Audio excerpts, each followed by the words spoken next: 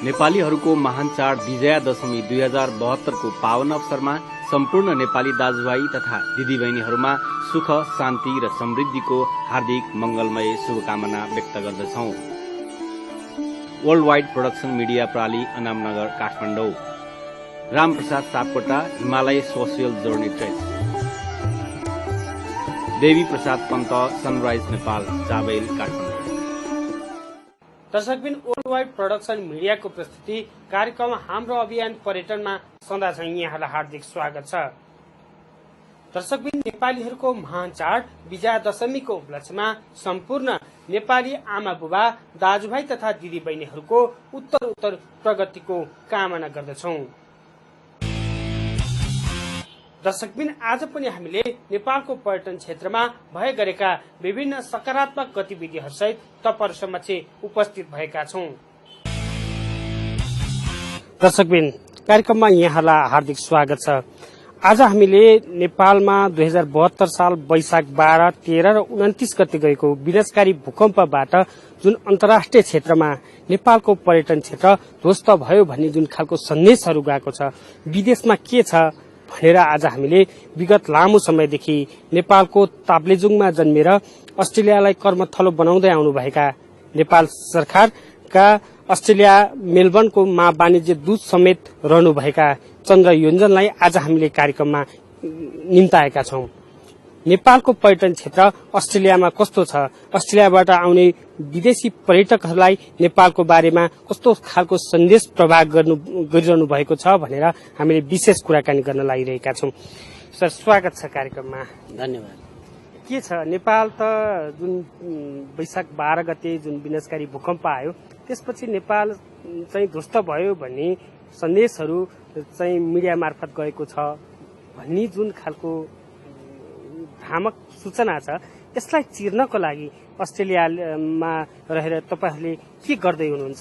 अब यो अहिले अलिकति एकदम अब अप्ठ्यारै समय थियो भनौं।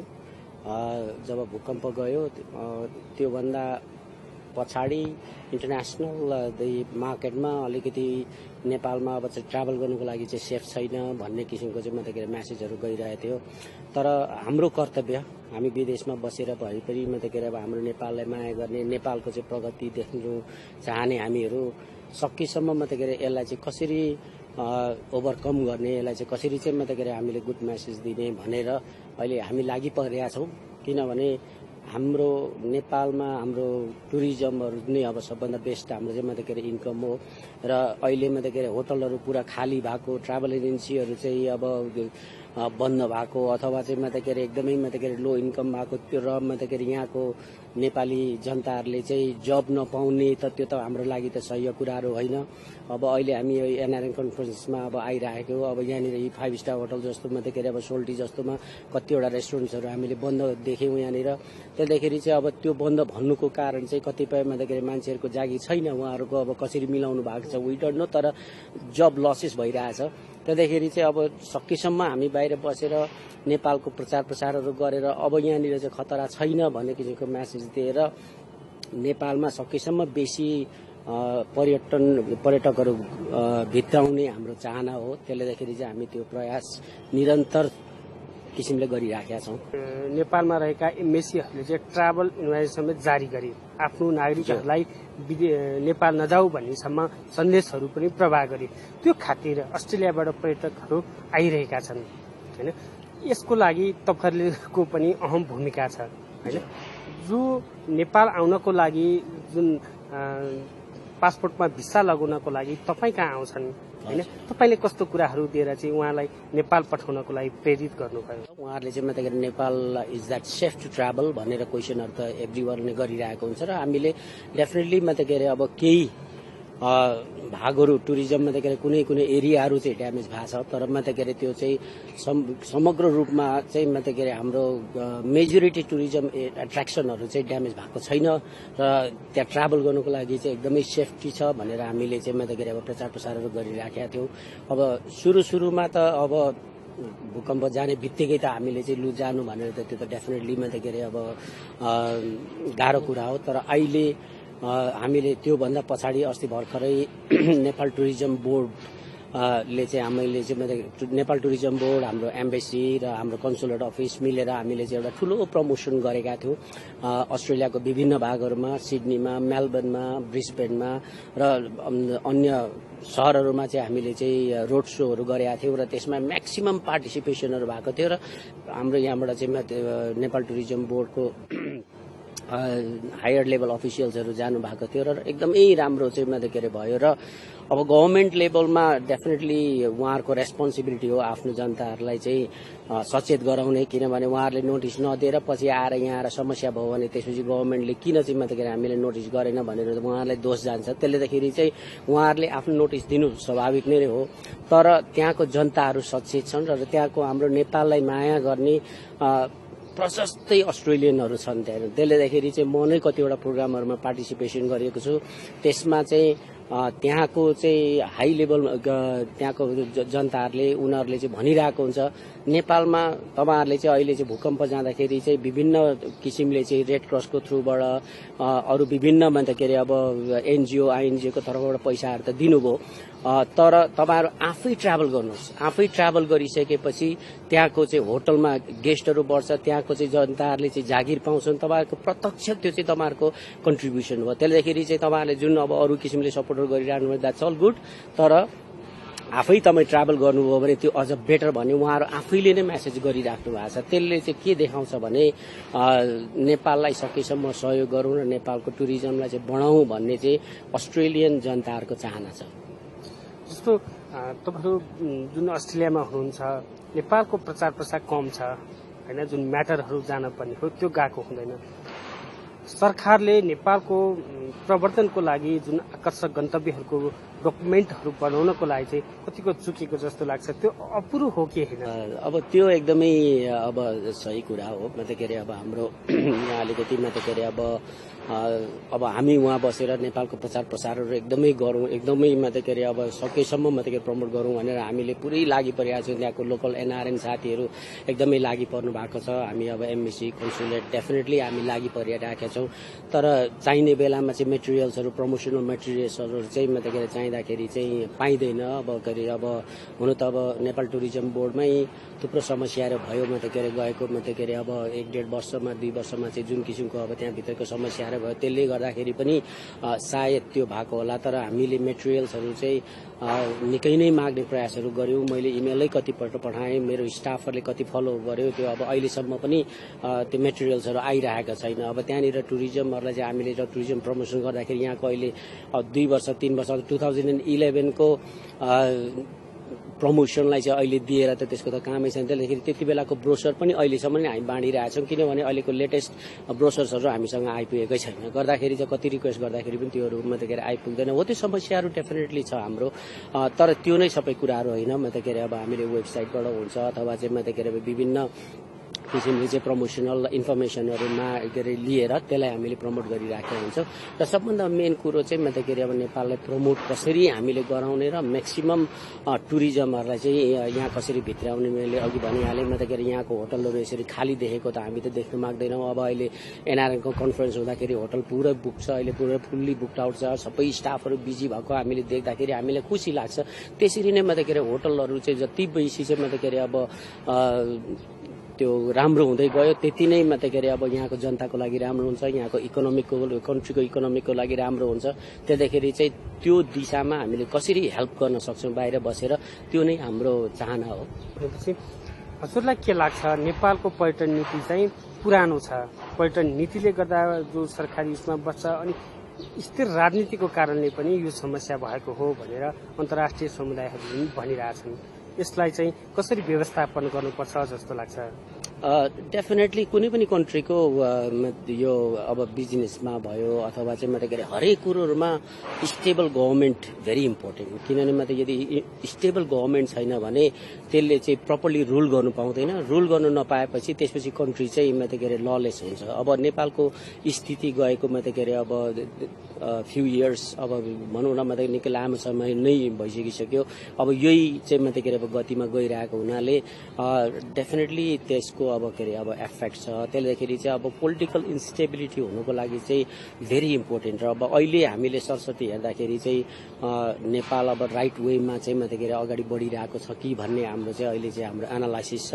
र अब हेर्दै जाउँ मतलब के अरे अब यो स्ट्रङ गभर्मेन्ट भएर रुल अफ ल एकदमै मतलब स्ट्रङली इम्प्लिमेन्टेसन गरेर यहाँको ब्युरोक्रेसी सिस्टमलाई चाहिँ एकदमै राम्ररी बनाएर ब्युरोक्रेसीले चाहिँ राम्रो काम गर्यो भने अनि मात्रै कन्ट्रीको डेभलपमेन्ट चाहिँ अगाडि बढ्छ। त्यसले गर्दाखेरि चाहिँ मतलब के अरे अब यो यहाँको पोलिटिकल इस्युजहरू र पोलिटिकल प्रब्लम नै अहिलेको कन्ट्रीलाई रुल गर्ने चाहिँ प्रब्लम हो जस्तो हामीले फिल गरेका छौँ। र hopefully in coming days it will be better. आगामी दिनमा एनआरएनहरूले विश्वभरि छरिरहेका एनआरएनहरूले नेपाललाई चाहिँ कसरी माया गर्नुपर्छ जस्तो लाग्छ? तपाईँ एउटा माया गर्ने व्यक्ति हुनुभयो होइन? अरूहरूले चाहिँ अब एनआरएनले कुन सेक्टरमा लगानी गर्नुपर्छ, लगानी गर्दाखेरि रोजगार कसरी प्रवर्धन गर्न सकिन्छ, रोजगारी कसरी बढाउन सकिन्छ, के कुरामा ध्यान दिनुपर्छ र आगामी दिनमा एनआरएन कसरी अगाडि बढ्नुपर्छ? अहिले एनआरएनले जे जति गरिरहेछ यो मतलब के अरे अब 12-13 वर्षको चाहिँ मतलब के अरे दौरानमा जे जतिहरू गर्यो एकदमै राम्रो कामहरू गरिरहेछ। र मतलब के अरे अब हामी बाहिर बस्ने नेपालीहरू एक किसिमले हामी क्लेम गर्छौँ हाम्रो चाहिँ हामीमा दक्षता छ, हामीमा इन्टेलेक्चुअली क्यापेसिटीहरू एकदमै बेसी छ, सबैजना पढे लेखेका छौँ, हामी एनालाइसिस गर्न सक्छौँ।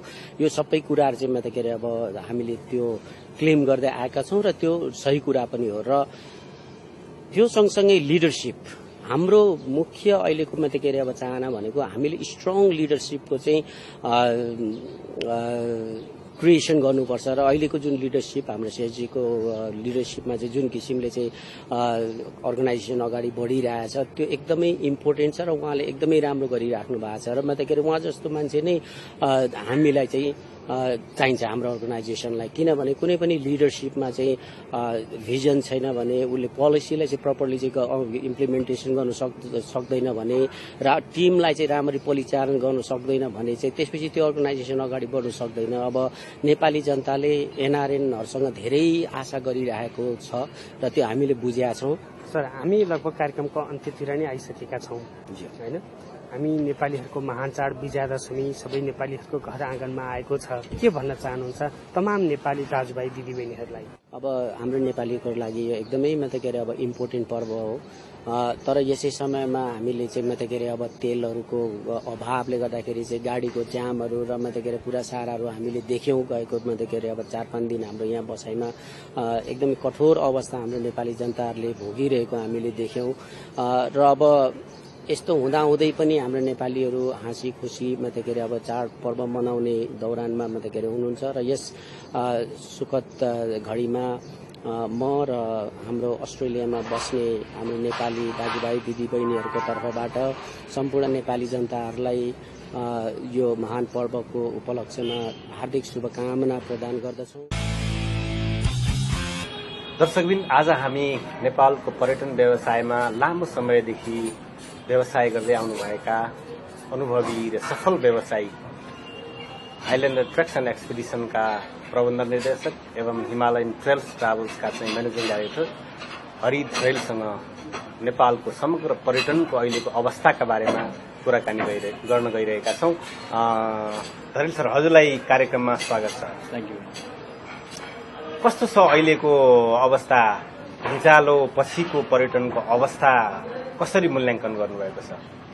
अहिलेको अवस्था चाहिँ भुइँचालो पछाडि संविधान बनिसकेपछि पर्यटकहरू अत्यन्तै उत्साहपूर्वक ढङ्गले नेपाल आउने अवस्थामा थिए, छिटै रिकभरी हुने अवस्थामा थियो। नेपालीहरूलाई नेपाल भ्रमण गरिदिएर, नेपाल गइदिएर नेपालीहरूको प्याकेज टुरहरू किनिदिएर रिलिफ गराइदिनुपर्छ भन्ने आम मानसिकता थियो बजारमा। तर त्यस पश्चातै संविधान घोषणा भएको दिनैदेखि नेपालमा जुन किसिमको समस्या आयो नाकाबन्दीका विषयहरू, यसले गर्दा लजिस्टिक सपोर्टमा साह्रै अप्ठ्यारो भएको हुनाले फेरि यो अहिलेको सिजन अक्टोबर नोभेम्बर फेरि सिजन बिग्रिएको अवस्था छ र यो इन्डस्ट्री अत्यन्तै धाराशायी अवस्थामा पुगेको छ। अहिले भुइँचालोपछि नेपालको पर्यटन अवस्था, पर्यटकीय स्थलहरूमा चाहिँ भुइँचालोले चाहिँ क्षति पुर्याएको भन्ने जुन विदेशमा चाहिँ एउटा चर्चा परिचर्चा भइरहेको थियो, नेपालका पर्यटकीय स्थलहरू कतिको सुरक्षित छन् पर्यटकहरूको लागि भ्रमण गर्नका लागि? लाङटाङ, खास गरी लाङटाङ र हेलम्बु बाहेक अन्य क्षेत्रमा त्यस्तो धेरै पर्यटकीय गन्तव्य स्थलहरूमा धेरै नोक्सान भएको, वकिङ ट्रायल्सहरू नै नभएको अवस्था छैन। लाङटाङ र हेलम्बु चाहिँ क्षतविक्षत भएको हो। बाँकी अन्य पर्यटकीय क्षेत्रहरू पूर्वदेखि पश्चिमसम्म कैयौँ रुटहरू चाहिँ ट्रायल्सहरू चाहिँ सुरक्षित छन्। ट्री हाउसेसहरू यही हेलम्बु लाङटाङमा र एभरेस्टमा चाहिँ 25% ड्यामेज भन्ने आयो, तर रिकभरी भइसक्यो। पूर्वाञ्चल क्षेत्र र पश्चिमाञ्चल क्षेत्र, अन्नपूर्ण लगायत पश्चिमाञ्चल सबै क्षेत्रहरू सुरक्षित भएको हुनाले काठमाडौँ पनि लगभग 3टा, काठमाडौँ, भक्तपुर, पाटन पनि 3टा सहर पनि लगभग रिकभरी भएर म्यानेज भइसकेको र ठूला होटलहरू एउटातिर बाहेक सबै होटलहरू सुरक्षित भएको हुनाले काठमाडौँ एयरपोर्टलाई चाहिँ अर्थक्वेकले कुनै असर नपारेको हुनाले विदेशीहरूलाई 3 लाख पर्यटकलाई चाहिँ म्यानेज गर्न अहिले हामीलाई केही समस्या छैन। कम्तीमा 3 देखि 5 लाखसम्म पर्यटकलाई हामी आजै सेवा दिन सक्छौँ र हाम्रो हस्पिटालिटी छ। तर राज्यको राजनीतिक अस्थिरताको कारणले र यो नाकाबन्दीको कारणले सेवामा चाहिँ सुविधामा चाहिँ समस्या भएको हुनाले फेरि पर्यटक चाहिँ यो सिजन चाहिँ यो पर्यटन बजारमा शून्यता छाएको छ। तर मलाई के विश्वास छ भने छिटै भविष्यमा आउने सिजनमा चाहिँ जनवरीदेखि चाहिँ अत्यन्तै उत्साहजनक ढङ्गले पर्यटनमा रिकभरी हुने र नयाँ खालको आयाम सुरु हुने अवस्था मैले देखेका छु। नेपाल सरकार, नेपाल पर्यटन बोर्ड लगायतका सरकारवाला निकायले नेपालको पर्यटकीय स्थलको अवस्थाको बारेमा के अन्तर्राष्ट्रिय क्षेत्रमा जानकारी गराउन नसकेका हुन्? हो, पर्यटनसँग सम्बन्धित सङ्घ संस्थाहरू र खास गरी नेपाल पर्यटन बोर्डको अहिलेको अवस्था भनेको यो शून्यतामा छ। यसले प्रवर्धन गर्न नसकेको अवस्था छ र अहिलेको यो अवस्थालाई चाहिँ विश्व बजारमा नेपालको मेसेजहरू दिने कुरामा र मार्केटिङ गर्ने कुरामा पर्यटन बोर्ड शून्यमा छ। बोर्डका संयन्त्रले कामै गरिरहेको अवस्था छैन। त्यहाँ कर्मचारीका सीमित कर्मचारीहरू छन् र सीमित अधिकारहरू छन्। उनीहरूले पर्यटन बोर्डले जुन किसिमको मार्केटिङ, जुन किसिमको प्रबन्धन चाहिँ गर्थे पहिला विगतमा, उनीहरूको आफ्नो मिसनमा काम गर्न सकेकै छैन, केही गर्नै सकेका छैन। दैनिकी चाहिँ पनि चलाउन नसकेको अवस्था चाहिँ पनि स्थिति छ। पर्यटन बोर्डले जति इफोर्ट लगाउनु पर्ने हो त्यो सम्भव छैन, सकेका छैन। भूकम्पपछि जुन सिजनमा चाहिँ एक किसिमको पर्यटक आगमन हुने आशा थियो, त्यसलाई के भारतले लगाएको अघोषित नाकाबन्दीले कतिको असर पुर्याएको छ? धेरै असर पुग्यो, धेरै। किनभने अब 1 लिटर तेल पाउँदैन, 1 लिटर डिजल छैन, पेट्रोल छैन। यस्तो बेलामा पनि होटलले चाहिँ, रेस्टुरेन्टहरूले चाहिँ दाउराले चाहिँ खाना पकाएर जति पर्यटकहरू यहाँ छन् उहाँहरूलाई सेवा दिएको छ। तर गाडी त गुड्न पर्यो। काठमाडौँ आइसकेपछि एयरपोर्टबाट सहरमा चाहिँ सिटीसम्म, होटलसम्म ल्याउन गाह्रो पर्यो भने यहाँ वरिपरि 8-10 घण्टाको साइट सिनहरू, टुरहरू, पोखरा, चितवन, यी सबै चाहिँ ट्रान्सपोर्टेसनका समस्याहरू रहे। पर्यटकलाई सेवा दिने चाहिँ हरियो प्लेटका गाडीहरू 2-3 दिनसम्म चाहिँ क्युमा, लाइनमा रातभरि दिनभरि क्युमा बस्न थालेपछि कहिले सेवा दिने? त्यसकारणले अहिलेको अघोषित नाकाबन्दीको कारणले पर्न गएको पेट्रोलियम पदार्थमा पर्न गएको असरको कारणले सबै विदेशीहरू आएर पनि 2 दिनपछि 3 दिनपछि हताश भएर आत्तिएर फिर्ता भएको अवस्थाहरू छ अहिले। अब के आशा गर्न सक्छौँ हामी यो नाकाबन्दी हटेपछि अथवा नेपालमा इन्धनको चाहिँ सहज आपूर्ति भएपछि नेपालको पर्यटन व्यवसायमा के आशाहरू गर्न सकिन्छ? पहिलो कुरा चाहिँ राजनीतिक स्थिरता सँगसँगै पर्यटन रिकभरी पुनर्ताजगी सुरु भइहाल्छ। 5 लाख 7 लाख पर्यटक आफै आउँछ यहाँ। तर हामीले बृहत्तरमा चाहिँ नेपालमा चाहिँ हामीले चाहिँ 10 लाखभन्दा बढी अथवा 15-20 लाख पर्यटकको अवधारणा त्यो सोच बनाउने हो भने इन्फ्रास्ट्रक्चर सबैभन्दा पहिला काठमाडौँको एयरपोर्ट र अरूको चाहिँ पोखरा र चाहिँ अन्य चाहिँ अहिले तयारी भएको अवस्थामा चाहिँ निर्माणाधीन अवस्थामा रहेको निजगढको चाहिँ एयरपोर्ट, पोखराको एयरपोर्ट र काठमाडौँको एयरपोर्टलाई सुविधा सम्पन्न र अन्तर्राष्ट्रिय स्तरको सुविधा भएको एयरपोर्ट बनाउन आवश्यक छ। अहिलेको यही अवस्थामा चाहिँ हामी यसै पनि हामीले चाहिँ भनेको जति ट्राभलर्सहरू आउने स्थिति छैन। अन्तर्राष्ट्रिय जगतमा काठमाडौँको एयरपोर्टको बारेमा चिन्ता जाहेर हुन थालेको छ। त्यसले गर्दा हामी इन्फ्रास्ट्रक्चरमा नगई हुँदैन, हामी पूर्वाधार विकासमा नगई हुँदैन। पूर्वाधार बिना पर्यटनको चाहिँ उन्नति नहुने स्थिति छ। 2-3 लाख पर्यटक त कुनै पनि मुलुकबाट सानो प्रान्तमा आफै पनि गइरहेछ। एउटा समग्र पर्यटन उद्योगलाई राष्ट्रिय उद्योग रूपमा स्थापित गर्ने राज्यको अहिलेको मूल उद्देश्य नीति छ, कार्यक्रम छ। त्यसका लागि पर्यटन पूर्वाधारमा व्यापक चाहिँ रूपमा लगानी गरेर तयारीको अवस्थामा जानुपर्छ। त्यो अवस्थामा चाहिँ सुरक्षाको अवस्थामा अनि सर्भिसको चाहिँ ग्यारेन्टीको अवस्थामा र सेवा र सुविधा सर्भिसमा ग्यारेन्टी हुनुपर्ने होइन। अनि क्वालिटी प्रेजेन्टेसन हुनु पर्यो। रेट दर भावमा चाहिँ मिनिमममा चाहिँ एकरूपता हुनु पर्यो। एक किसिमको चाहिँ मोनोपोली हुनु भएन। राज्यले अलिकति मोनिटरिङ गर्नु पर्यो। व्यवसायीहरूमा आफ्नो इन्डस्ट्रीप्रति, आफ्नो भविष्यप्रति इमान्दार बन्नु पर्यो र चाहिँ सबल बन्नु पर्यो, इमान्दार बन्नु पर्यो र आफ्नो उद्योगप्रति चाहिँ वफादार बन्नु पर्यो, आफ्नो भविष्यप्रति।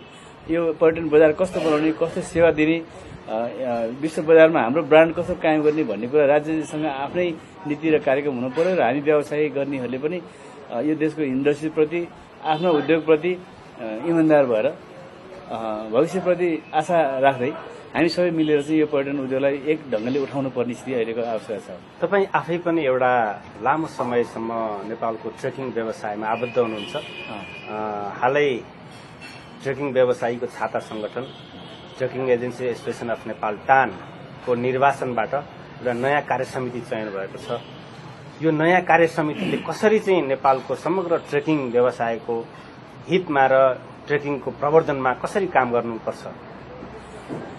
आजभन्दा 43 वर्ष अगाडि 9वटा ट्रेकिङ कम्पनीहरूबाट सुरु भएको ट्रेकिङ एजेन्सी एसोसिएसन नेपाल टान अहिले हाराहारी 1400को संख्यामा सदस्यता छ त्यस संस्थामा र 1006 सदस्यहरू भ्यालिड थिए मतदानको क्रममा र त्यसरी चाहिँ त्यति धेरै सदस्य संख्याहरूबाट निर्वाचित भएर आएको कार्य समितिको जिम्मेवारी र चाहिँ उनीहरूको कार्यक्षेत्र, उनीहरूको जवाफदेहिता, उनीहरूको जिम्मेवारी चाहिँ पक्कै धेरै छ। तर तत्कालै गर्नुपर्ने कामहरू चाहिँ के त भन्दा नेपालको अहिलेको अवस्थालाई चाहिँ वास्तवमा माउन्टेन यहाँले उठाउनु भयो। पर्वतीय पर्यटनमा चाहिँ माउन्टेन टुरिज्ममा नेपालका गन्तव्य स्थलहरू चाहिँ कुन कुन क्षेत्र सुरक्षित कति छ र हामीले कति डेलिभर गर्न सक्छौँ होइन, हामी कहाँ छौँ, हाम्रो हस्पिटालिटी लेभल के, हामीले गर्न सक्ने दिन सक्ने एस्योरेन्सहरू यहाँका चाहिँ डेभलपमेन्ट्सहरूलाई, विश्व पर्यटन बजारमा विदेशी एजेन्टहरूलाई, त्यहाँका ट्राभल एजेन्सीहरूलाई, त्यहाँका होटलहरूलाई हाम्रा चाहिँ विभिन्न डेभलपमेन्टिक चाहिँ मिसनहरूबाट एउटा मिसन चलाएर नेपालको व्यापक प्रचार प्रसार गर्नुपर्छ र टानले चाह्यो भने टानले गर्न सक्ने कामहरू धेरै छ। पर्वतीय पर्यटनको अहिलेको वास्तविक अवस्थाको बारेमा संसारभरि टानले चाहिँ मिडिया क्याम्पेन गर्न सक्छ, एजेन्टहरूलाई नेपालमा बोलाउन सक्छ होइन। आफ्टर चाहिँ क्विक चाहिँ नेपालको अहिलेको अवस्थालाई जानकारी दिने खालको एउटा मार्ट चाहिँ यहाँ गर्न सक्छ। टानले थुप्रै खालको चाहिँ सेमिनारहरू विदेश स्वदेशमा गर्न सक्छ। त्यसका लागि चाहिँ टानले नेपाल टुरिज्म बोर्ड र पर्यटन मन्त्रालयसँग सहकार्य गरेर तत्कालै नयाँ ढङ्गको कार्यक्रम अगाडि सार्नुपर्छ जस्तो मलाई लाग्छ। अन्तमा यो नेपाल पर्यटन बोर्ड जो नेपालको चाहिँ एउटा पर्यटन प्रवर्धनको जिम्मेवार निकाय, यसले गति लिन सकिरहेको छैन। यसलाई कसरी चाहिँ पुनर्संरचनाको कुरा पनि आइरहेको छ, यसलाई कसरी गतिशील बनाउन सकिएला तपाईँको विचारमा? यो चाहिँ यो संस्थामा विगत केही वर्ष यता बोर्डका सदस्यहरू छनौट गर्दा राजनीतिक नियुक्तिहरू हुने गर्यो। संस्थाको प्रतिनिधित्व हुनुपर्ने यसो अवधारणा अनुसार चाहिँ प्राइभेट सेक्टरको पार्टनरसिप हुनुपर्ने, प्राइभेटै सेक्टरको पार्टनरसिप भयो। तर मन्त्रीको कोटको खल्तीबाट झिक्दै लाँदै यस्तो खालको चाहिँ संरचना विकास भयो केही वर्ष यता। यसका अर्थ त्यो बोर्डमा गएका सदस्य साथीहरू सबैले आफ्नो लेभलमा कोसिस नगरे भन्न खोजिएन, राम्रो कोसिस गर्नुभयो।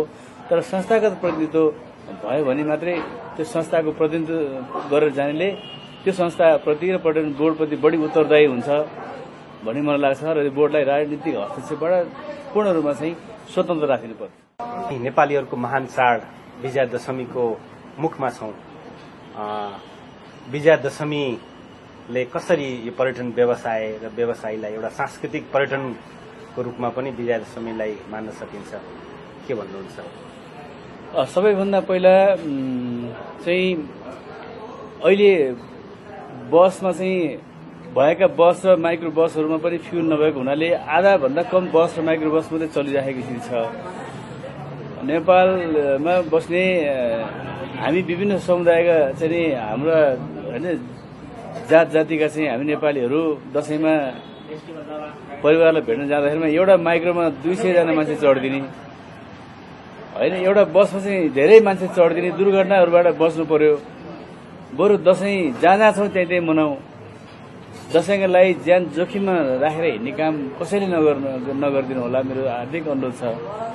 र पर्यटकहरूलाई आफ्नो बस्ती घरमा चाहिँ पर्यटकहरूलाई दशैंको बेलामा परिवारसँग भेटघाट गराउने, जस्तै टिकाको एउटा समारोह हुन्छ हरेक घरमा, त्यहाँ उहाँहरूलाई त्यो टिकाको महत्व के छ त्यो विषयमा जानकारी दिलाएर नेपाल एउटा कल्चर डाइभर्सिटीलाई चाहिँ थोरै मार्केटिङ गर्न सक्ने स्थिति छ। र पर्यटनलाई पनि सँगसँगै चाडपर्वसँग पर्यटनलाई पनि मिसाएर विदेशी पर्यटकलाई पनि आफ्नो घरमा लिएर हिँडेर साइट सिन गराएर पर्यटन प्रवर्धनमा पनि सहयोग पुर्याउनु हुन र सबै नेपालीहरूलाई विजया दशमीको र दीपावलीको हार्दिक मङ्गलमय शुभकामना व्यक्त गर्न चाहन्छु। आजको लागि हाम्रो कार्यक्रमको निर्धारित समय पनि सकिसकेको छ। तपाईहरूको दशैं सुखमय रहोस् भन्दै म कार्यक्रम सञ्चालक कुमार चौलगाई सहित सम्पूर्ण कार्यक्रम युनिटलाई बिदा दिनुहोस्। नमस्ते।